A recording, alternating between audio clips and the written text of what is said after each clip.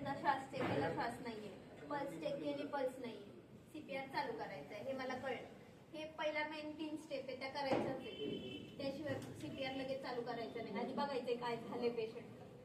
त्यानंतर पेशंटच्या छातीचा मध्यभाग, तिथं सीपीआर द्यायचे आपल्याला. हाताची पोझिशन कशी असणार आहे, एका हाताच्या बोटांमध्ये दुसऱ्या हाताची बोट लॉक करायची आणि हाताच्या ह्या भागांना सीपीआर द्यायचे, पंजांना दुसऱ्या भागांना नाही. हा जो भाग आहे त्याने सीपीआर द्यायचं. हे लॉक करायचे.